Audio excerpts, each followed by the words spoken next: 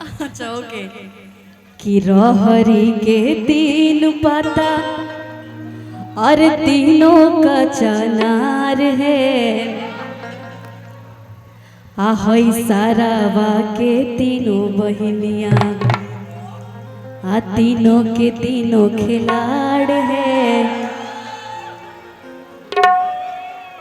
कि हई किशन जी के तीनों बहनिया, साले के नाम किशन।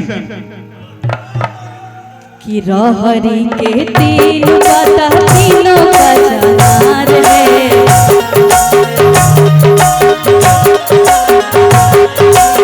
रहरी के तीन पाता तीनों का चनार है, सीतावा के तीनों बहनिया, तीनों के तीनों खिलाड़ है।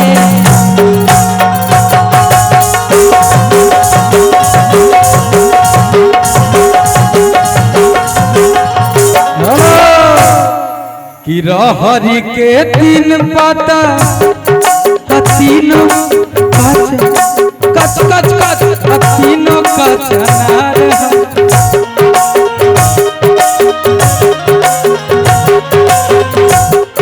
कि रहरी के तीन पाता तीनों का चनार है, इनकर सारावा के तीनों बहनिया, तीनों के तीनों खिलाड़ है।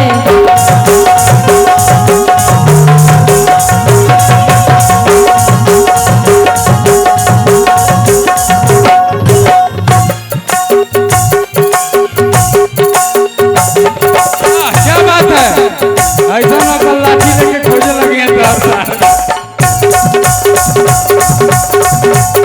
बुरा न मानो, होली है।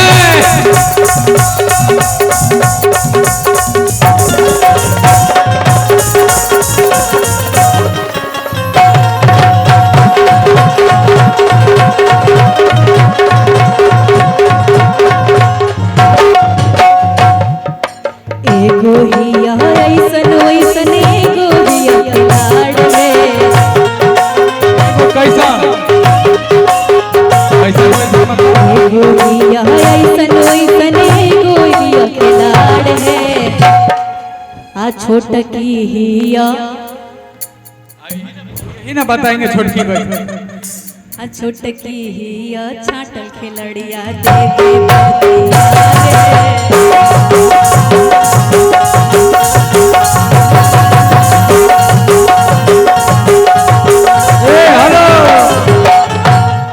कि छोटकी हिया कैसन छाट मतलब छाटल है, मैंने ज्यादा खिलाड़ी।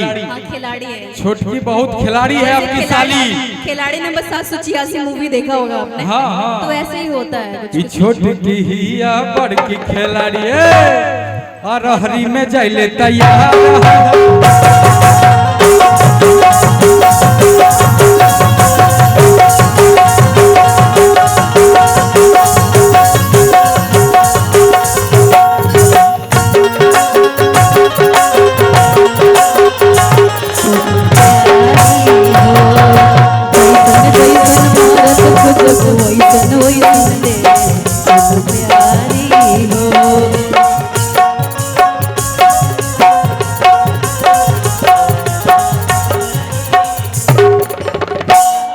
गायक मर्दा खोजबो गुंजाना सिंह के देहा,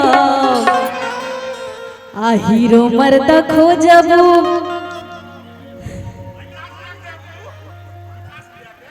विकास जी के देहा।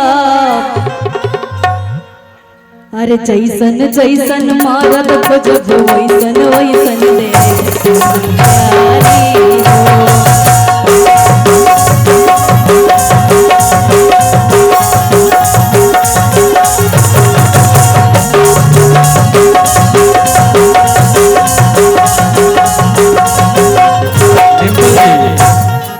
MLC मर्दा खोजबूता करती मास्टर के दे,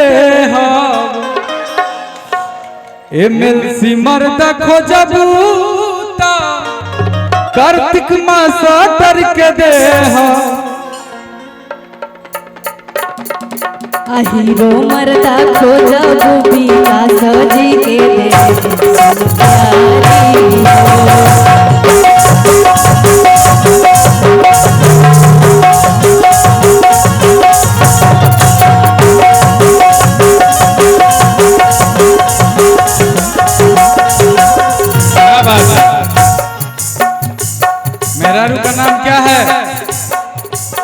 कोमल, कितनी कोमल है।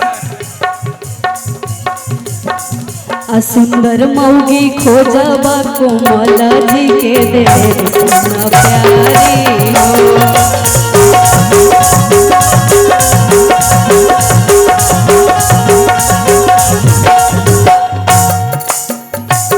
अच्छा पता है, आप जब ससुराल जाएंगे तो बेटिया पक्ष के लोग पता है क्या कहेंगे? ससुर जी का क्या नाम है कि कहाँ बाड़े राजुआ पापा चिन्ह सा पंदामाद है आई हवे की दोसर हवे अपरछी की ना है। अरे मैं ऐसे गा रही हूँ, पूरा याद नहीं है मुझे, इतना ही याद है मुझे। अरे यही तो, अब इनके शादी में भी जाना पड़ेगा एक दिन, वहाँ भी तो गाना सुनाना पड़ेगा कि बैठा बैठा ए विकास दुल्हा चौका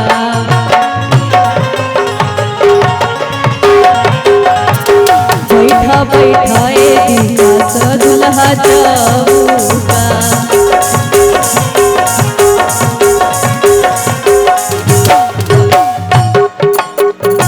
कैसे बैठिए गुंजन भैया चौका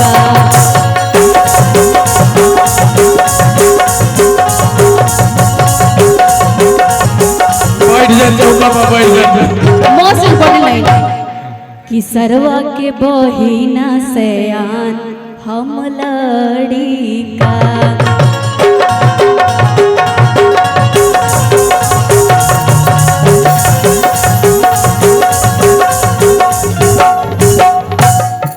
भैया हो, इनका साली पे भी एक लाइन हो जाना चाहिए, यही है ना कि जब लगवलस ओठ लाली हो हमारा भैया के साली सीधे दिल में घुस जाली, सीधे दिल में घुस जाली हो हमारा भैया के साली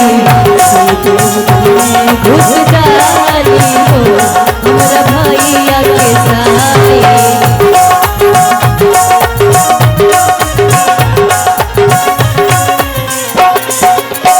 जब लगवलस ओठ लाली हो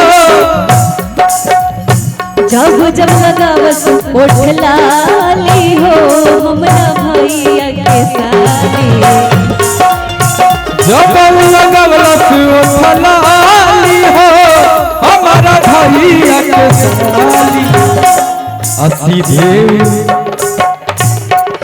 सीधे दिल में घुस जाली हो हमारा भैया के साली।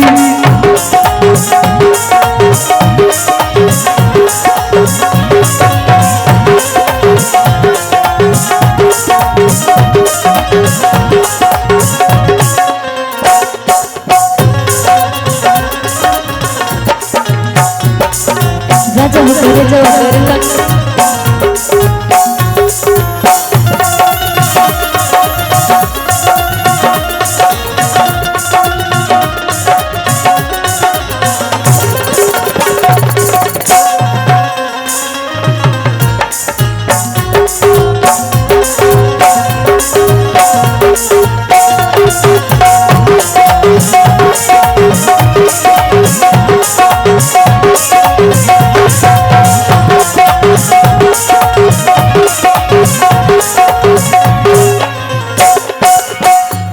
चार पे आ जाओ, एक गाना का बहुत देर से डिमांड है। अच्छा, आप ही के लिए रुका हुआ था वो गाना। अच्छा ओके, कौन सा गाना था?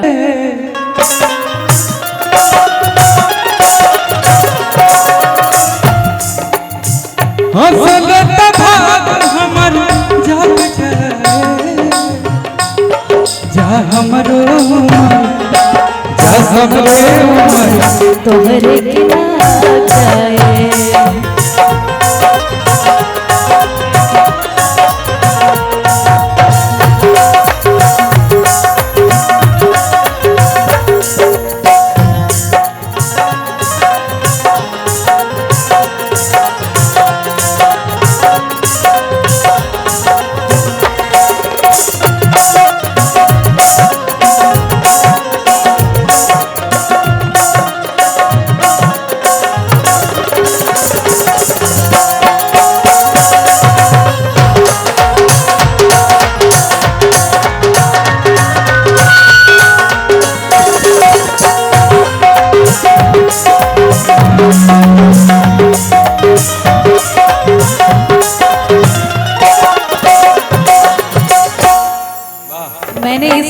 पूछा ना कि आपके साले साहब कहाँ हैं, तो उनको दो चार वर्ड सुनाते हम लोग, साले साहब होते तो।